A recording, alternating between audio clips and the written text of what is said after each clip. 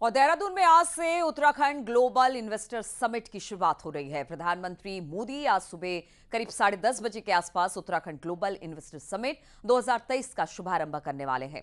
इसके साथ ही प्रधानमंत्री मोदी सशक्त उत्तराखंड बुक और हाउस ऑफ हिमालयंस ब्रांड को लॉन्च भी करने वाले हैं। केंद्रीय गृह मंत्री अमित शाह शनिवार को इन्वेस्टर समिट के समापन समारोह में शामिल होंगे।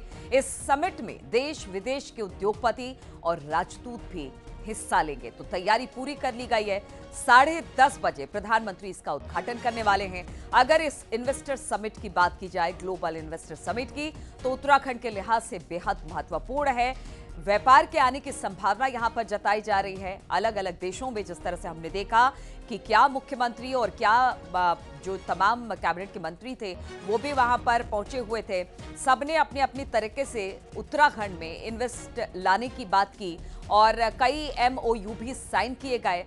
इसलिए कहा यह जा रहा है और प्रधानमंत्री लगातार इस बात का जिक्र करते रहे हैं कि आने वाला वक्त उत्तराखंड का होगा। ऐसे में ये ग्लोबल इन्वेस्टर समिट काफी महत्वपूर्ण हो जाता है। आज प्रधानमंत्री इसका उद्घाटन करने वाले हैं और बताया जा रहा है कि समापन में शायद गृह मंत्री भी पहुंचे और वहां पर जब प्रधानमंत्री पहुंचेंगे तो शुभारंभ के साथ साथ इन्वेस्टर समिट के प्रधानमंत्री मोदी सशक्त उत्तराखंड बुक और हाउस ऑफ हिमालयंस ब्रांड को भी लॉन्च करने वाले हैं।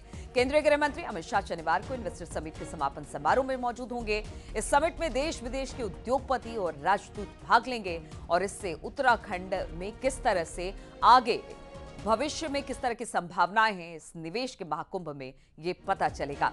हालांकि इससे पहले हमने देखा कि किस तरह से लंदन में 12,500 करोड़ का MOU साइन किया गया, दुबई में 15,475 करोड़ का MOU साइन किया गया।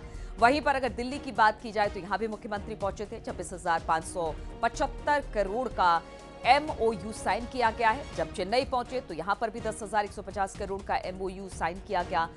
उत्तराखंड में निवेश लाने की पूरी कोशिश थी तो बेंगलुरु भी पहुंचे, 4,600 करोड़ का यहां भी निवेश मिला उत्तराखंड को। अहमदाबाद में 24,000 करोड़ का निवेश मिला है और पर्यटन की काफी ज्यादा संभावनाएं हैं उत्तराखंड में। इससे जुड़े भी तमाम निवेश भी यहां पर हुए हैं। 30,200 करोड़ मुंबई में भी MOU साइन हुआ है। रुद्रपुर में 27,476 करोड़ का MOU साइन हुआ है।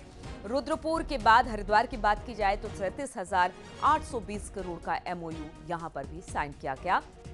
यानी कि उत्तराखंड में किस तरह से भविष्य है। एनर्जी कॉन्क्लेव दून में भी 40,423 करोड़ का MOU साइन किया गया है।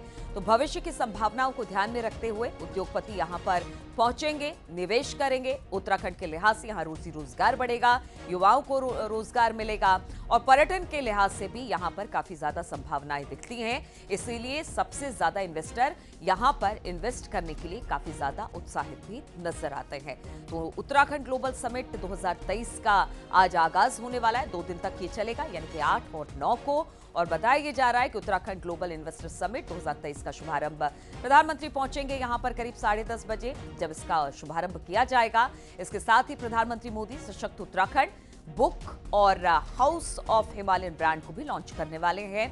केंद्रीय गृह मंत्री अमित शाह शनिवार को इन्वेस्टर समिट के समापन समारोह में शामिल होंगे।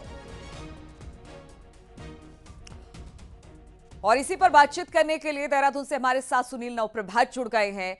सुनील, आज जिस तरह से ग्लोबल इन्वेस्टर समिट का आगाज हो रहा है, प्रधानमंत्री यहां पर कुछ देर में पहुंच जाएंगे, लेकिन उत्तराखंड के लिहाज से यह ग्लोबल इन्वेस्टर समिट किस तरह से महत्वपूर्ण हो जाता है?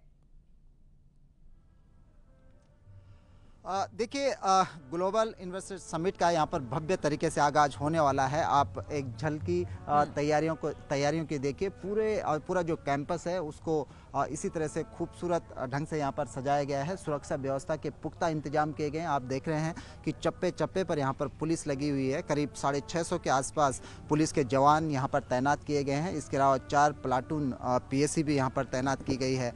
350 से अधिक जो ऑफिसर्स हैं, IS PCS और अन्य ऑफिसर्स, करीब उनको यहाँ पर लाइजनिंग ऑफिसर की जिम्मेदारी सौंपी गई है। 20 IS ऑफिसर्स को अलग से यहाँ पर डिप्यूट किया गया है, उनको अलग अलग जिम्मेदारियाँ दी गई हैं। ये तो रही सुरक्षा इंतजामात की बात। ठीक 10:30 बजे प्रधानमंत्री यहाँ पर पहुँचेंगे और जो ग्लोबल इन्वेस्टर समिट का जो आज आगाज होने वाला है, उत्तराखंड को इससे बेहद उम्मीद है कि ये उत्तराखंड के भविष्य के लिए, आगे के डेवलपमेंट के लिए आज का दिन एक माइलस्टोन का काम करेगा। अभी तक करीब 3 लाख करोड़ के एमओयू साइन हो चुके हैं और उम्मीद है कि आज भी बहुत सारे एमओयू आज साइन किए जा सकते हैं। अभी तक 44,000 करोड़ रुपए के जो प्रोजेक्ट्स हैं उनकी ग्राउंडिंग यहाँ पर हो चुकी है और ये एक बड़ी बात हम कह सकते हैं कि जब इन्वेस्टर समिट से पहले सरकार ने तय किया था कि हम 25,000 से 50,000 करोड़ तक के एमओयू की ग्राउंडिंग कर चुके होंगे। करीब करीब उस टारगेट को सरकार कंप्लीटली अचीव कर चुकी है।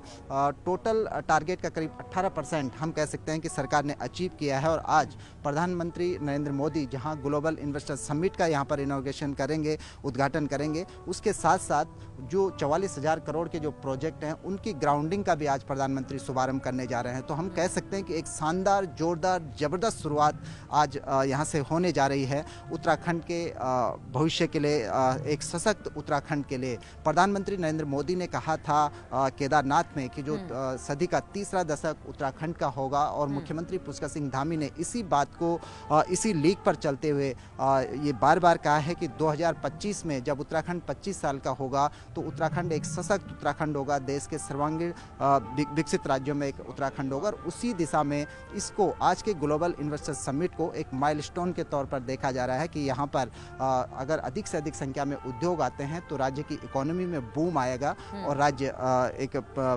प्रगति के पथ पर आगे बढ़ता जाएगा। और खासकर आपने देखा कि इस बार अगर हम सिर्फ चारधाम यात्रा की बात करें तो चारधाम यात्रा में इस बार 60 लाख से अधिक श्रद्धालु यहाँ पर पहुँचे, जो ये चीज़ साबित करता है कि उत्तराखंड किस तरह से देश विदेश में अपने चाहे वो धार्मिक पर्यटन हो, तीर्थाटन हो या फिर साहसिक पर्यटन हो, उस दिशा में किस तीव्रता के साथ आगे बढ़ रहा है। और इसका इंडिकेशन हम इस इन्वेस्टमेंट के तहत जो एमओयू यहाँ पर साइन किए गए हैं उसमें भी देख सकते हैं कि टूरिज्म सेक्टर में बड़े पैमाने पर यहाँ पर एमओयू हुए हैं। खासकर महिंद्रा ग्रुप ने यहाँ पर पहल की है टूरिज्म सेक्टर में। इसी तरह से जो मैन्युफैक्चर सेक्टर है उसमें भी बहुत सारे एमओयू यहाँ पर हुए हैं। हाइड्रो पावर सेक्टर में बिल्कुल, तो व्यापार की बहुत ज्यादा संभावनाएं हैं और आज ये ग्लोबल इन्वेस्टर समिट सबसे बड़ी बात है कि यहाँ को लोगों को आकर्षित कर रहा है। मौसम भी